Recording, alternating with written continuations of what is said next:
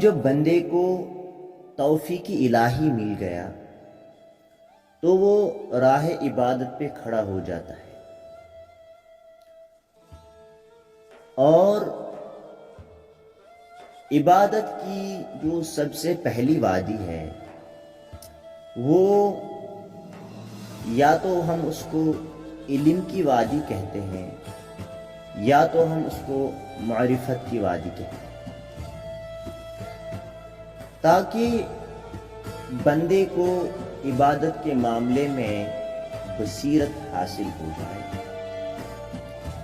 اور وہ بغیر تکلیف کے اس راہ کو چل پڑے، اس طرح کے دلائل میں نظر اور مکمل غور و فکر کرے، علماء سے پوچھے جو کہ اس کی رہنمائی کرنے والے اور پیشوا ہیں، ان سے وہ فائدہ اور استفادہ حاصل کرے، اور اس کے علاوہ نیکوکاروں اور پرہیزگاروں سے التجا کرے، دعا کی التجا کرے، توفیق و مدد کی دعا کرے، اس کے لیے وہ نیکوکار، تاکہ یہ توفیق الہی سے اس وادی کو طے کر سکے، اور اس کے بعد اس بندے کو غیب پر علم اور یقین نصیب ہو جائے۔ اور وہ یقین کیا ہے؟ وہ یقین یہ ہے کہ بندے کا کوئی ایک معبود ہے جو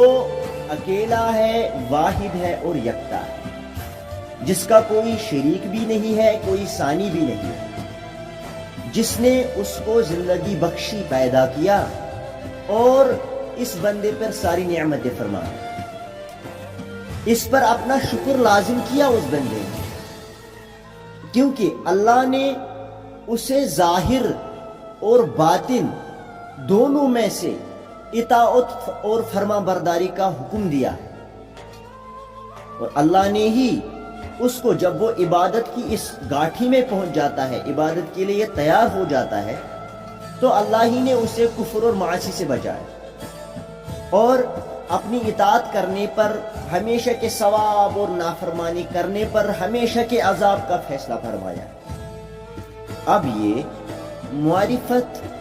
اور غیب پر یقین بندے کو اس انعام فرمانے والے بادشاہ کی عبادت پر تیار کرتا ہے، مستعد کرتا ہے اور کمر بستہ کرتا ہے، جس کی اس نے طلب کی تو اسے پا لیا، اور اس سے ناواقفی کے بعد اس کی معرفت حاصل کر لی، لیکن بندہ جانتا نہیں کہ اس کی عبادت کیسے کرے اور ظاہر اور باطن میں اس کی اطاعت کو کیسے خود پر لازم کرے۔ بس اس قدر معرفت الہی حاصل ہونے کے بعد بندہ خوب کوشش کرے یہاں تک کہ خود پر لازم ظاہری اور باطنی فرائض شرعیہ سیکھ جائے، اور اس علم اور معرفت کی وادی کو طے کرنے کے بعد دوسری وادی میں پہنچ جاتا ہے۔ جب فرائض کی معرفت اور مکمل علم جس کو کہتے ہیں کر لے تو عبادت کرنے کے لیے اٹھ کھڑا ہو اور عبادت میں مشغول ہونے لگے، تو اپنی طرف سے نظر کرے، ارے میں تو خطاؤں گناہوں سے لتھڑا ہوا ہوں، اکثر لوگوں کا یہی حال ہے، ہمارا یہی حال ہے، اور بندہ اپنے خود سے کہے، اپنے سیلف سے کہے، میں عبادت کی راہ پہ کیسے گامزن ہو سکتا ہوں؟ اب تو میں نے علم حاصل کیا، پہلی وادی میں معرفت حاصل کی، اب جب میں دوسری وادی میں پہنچ جاتا ہوں تو بندہ اپنے سیلف سے پوچھے کہ اب میں عبادت کی راہ پہ کیسے گامزن ہو سکتا ہوں، حالانکہ میں تو گناہوں سے بھرا ہوا ہوں اور اس وقت ان پر ڈٹا ہوا ہوں، لہذا ضروری ہے کہ پہلے میں گناہوں سے توبہ کروں۔ اب یہ توبہ کی وادی ہے، दूसरी वादी है अब तौबा की वादी है कि